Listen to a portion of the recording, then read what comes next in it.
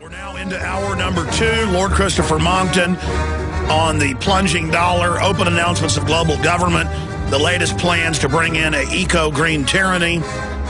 He'll be joining us for about 30 minutes coming up at the bottom of the hour. I want to open the phones up right now about Obama's press conference, laughing, giggling, finally releasing what he says is the full birth certificate, not the fake receipt. Now, remember, they said there was no other certificate. This was it. And that really fueled this. They're not stupid. They knew that would do that. Why do you think they did that? To make this a political diversion later to say, see, I really was born here? Or have they had time to fake it? I mean, this is a psyop. There's no doubt. And I trust Donald Trump about as far as I could throw him. They've analyzed his record. Trump's donation history shows Democratic favoritism. Is he a ringer, like somebody in a Don King fight? We've also got Miss America sexually molested by TSA. We've also got top Mexican drug lord. I traffic cocaine for the U.S. government. We've got coming up pretty soon, Bernanke's going to give his speech about QE2 and interest rates. Big news on that front. But I want to take a lot of your phone calls in this 30-minute block. Chris in Florida, you're on the air worldwide. Thanks for holding. Hey, thanks. Yeah, I was just thinking, a lot that Trump basically is just, they're using him to pull the birth certificate out. And then, he's probably going to announce on his show that he's, back down, and that was his duty to bring the certificate out. So the dumbed-down Americans will believe that. I'm very proud of myself for bringing this to a head. And it's true, Trump running around did bring this to a head. Yeah, it's a joke. I don't want to waste too much of your time, but thanks, and I appreciate everything you do, and I'm trying to wake people up, so... Well, let me ask you, what's your gut? Because why didn't they just release this 2.5 years ago? Was it so they could make this a controversy and then discredit people? Because I don't think that's going to work. I think it's going to make it bigger now. Nobody believes what government says or puts out. Congress has a 9% approval rating. They could say the sky's blue, nobody would buy it. Even if it's the truth, nobody's going to buy this. Or did they get desperate when right at 2/3 of the American people said they don't believe Obama was born here? Yeah, well, my gut says that, he's a fraud. I mean, I've always thought that. Basically, yeah, that's it. I think he's a fraud, and I think it's going to backfire in their face. All right, I appreciate you joining us, Chris. Moses in Arizona, maybe you can lead us out of this wilderness, Moses. What's your view? Hello, Alex, and thank you for taking my call. I have several things. Number one, did you ever see that newspaper article when he was running for Senate and it said Kenyan-born Obama? Yes, and I believe that was a manufactured article. Okay, I wasn't sure about that, but that's been going around a lot. Well, I know his grandmother said he was born in Kenya. That's really what started all this. And his wife at Democratic functions had said he went back to his homeland of Kenya. And your homeland's where you're born. And Schwarzenegger's homeland is Austria.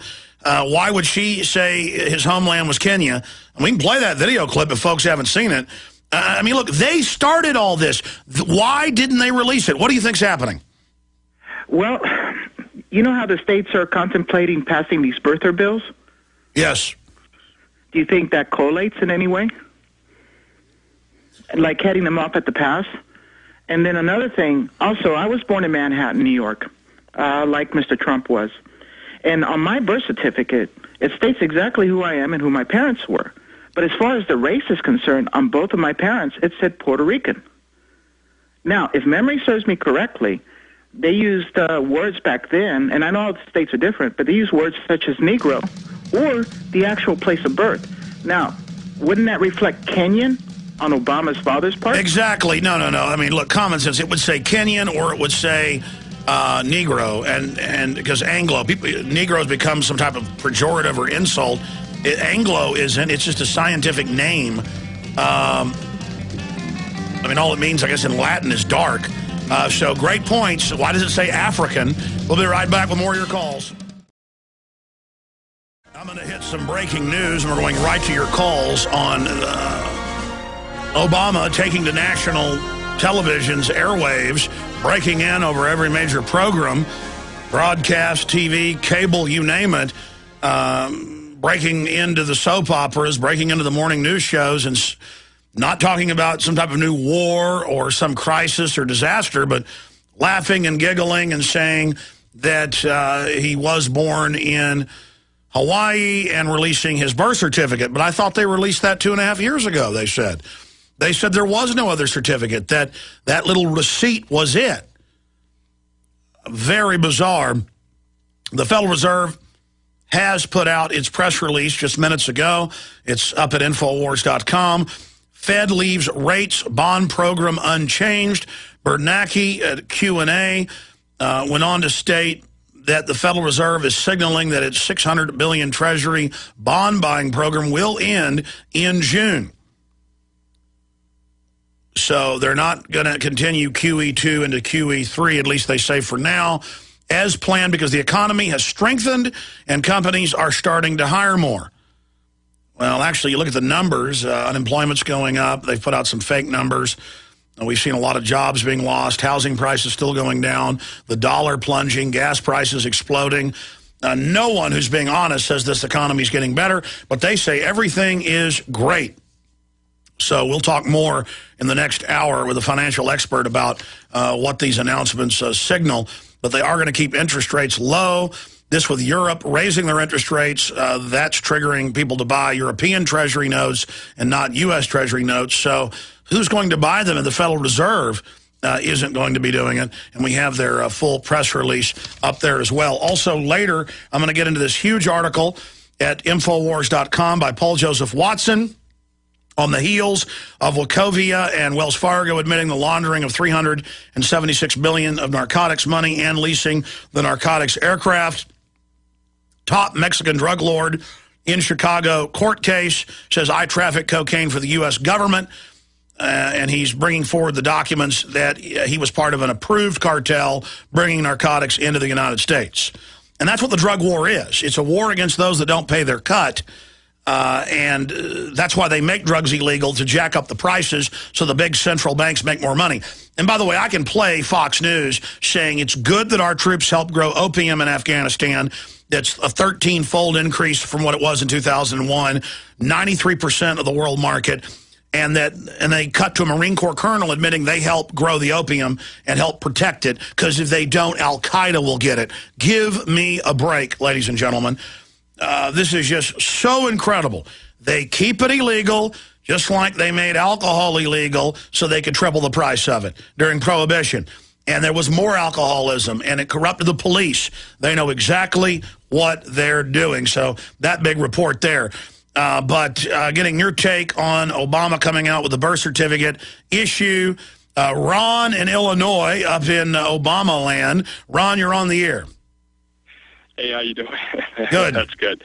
Hey, before I get into that, I just want to say real quick, there's some information that I came into in case anybody's looking to kind of show some people what's going on out there. If you go to the Illinois Attorney General website and go into their history link, right on there it says that that their actual job is to prosecute all actions necessary for the protections and revenues of the Crown. I couldn't believe it when I read it, but if you haven't seen it, you need to go check it out. Into the Obama thing, I love what you do. All the information that's coming out, I think it's such an info warrior bomb.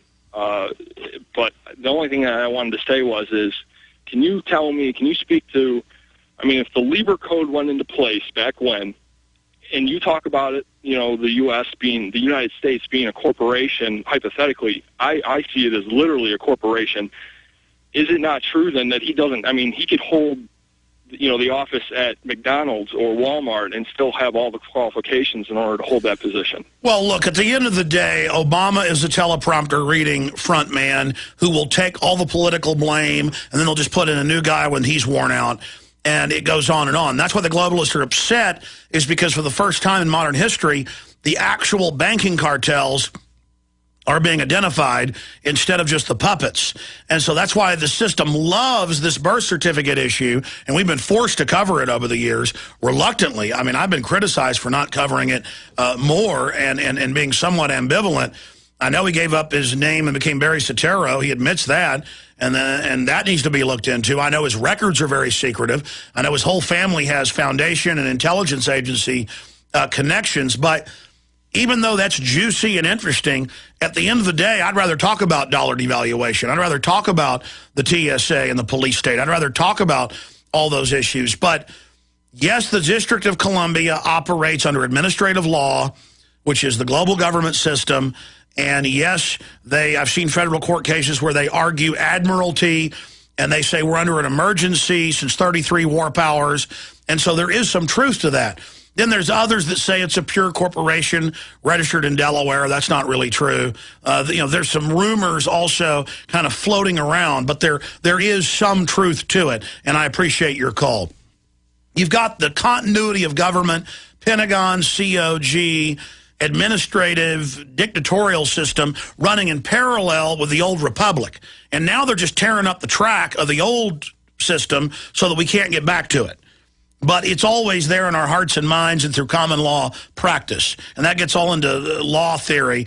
But at the end of the day, it's all about having the moral high ground and taking action. So much of this is just lawless hubris. I mean, the TSA legally can't stick their hands down your pants. I've had Congress people on, constitutional lawyers, district attorneys, county attorneys from big cities like San Francisco saying this is illegal for them to stick their hand down your pants. A sworn officer can't do it unless there's an emergency and they saw you cram a gun down there. You can't do it. It's illegal to have uncalibrated radiation machines in there that there's no radiology test being done. That violates federal and state law. They just do it. So much, I mean, the Army running checkpoints all over the country. The Marine Corps doing it. It totally violates posse comitatus.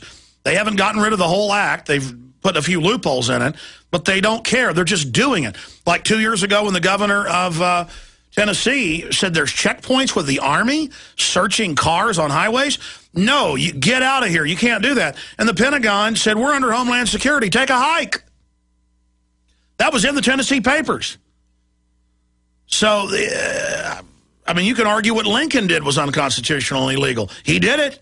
He had soldiers that would follow orders. And it's the same thing here, folks. And if we don't speak out and point it out, and we go along with it, even under duress, that sets the common law precedent. Doesn't make it legitimate. You know, they could say, well, under the law, blacks are 2/3 human, and we can hook you up to a plowshare like a donkey. And it wasn't until blacks started fighting back and saying, I'm a human, that they got some of their liberties. I mean, liberty is not given to you, folks. It's taken. You need to understand that. Frederick Douglass put it that way. In fact, pull me up the Frederick Douglass quote. I'll just give you a quote. Liberty is not given, it's taken. Okay? And the answer in 1984 is 1776. Let's go ahead and talk to John in Ohio. You're on the air, John. Oh, hello, Alex. How are you doing today? Good. Welcome. Yes, I just wanted to say really quick that here in Vancouver, there was a mistake, not Ohio, that the radiation is now 99 times over the legal limit. And about the birth certificate, I just wanted to say why he's making such a fuss about not showing it. I mean, could you imagine how easy it is to just fake one? I mean, I don't see why he's making such a big deal out about it, you know. So you think they hyped it up this whole time to later make it a political diversion? Exactly. I mean, do you know how easy it is? People on the streets can do it. They can fake it. It's very simple. Or they've got people they pay off in the different state bureaus, the hospitals, and the Bureau of Vital Statistics. They can get a copy of a dead person who died young and then operate under their name. Exactly. Well, thank you very much, and I hope you have a good time. God bless you and your family. Thank you, John. Good points. Justin in Missouri, you're on the air. Yeah, I was calling about the Trump thing and about the birth certificate thing. Well, welcome. Go ahead. Yeah, it's clearly, like the last caller just said, of course it's a sideshow. I mean, they want to get your eye off the ball. And Donald Trump, as far as he's concerned, he's a shill, of course, because the liberty movement's on the move out there, and it's just clear that the establishment's flailing now. I mean, you know, it's all going to be a big show. Well, notice that, you know, the media keeps saying, ooh, Trump's getting tough. He's got the leadership we need. He'll fight. Well, Trump is this Chucky Schumer supporter involved in all sort of inside sweetheart deals. He's a multi-state casino owner. And say what you want about casinos, folks, that's a dirty business. And he's slick, sure. I'm tired of slick talk. I'd rather have somebody who isn't the best speaker like Ron Paul, who stands on what they believe and is a constitutionalist. Donald Trump supports eminent domain, grabbing old ladies' houses. He's involved in all sorts of questionable penny stocks. I mean, Donald Trump is a big, seedy person, and he supported socialist health care. Now he's saying a lot of things that make sense, but it's a pitch.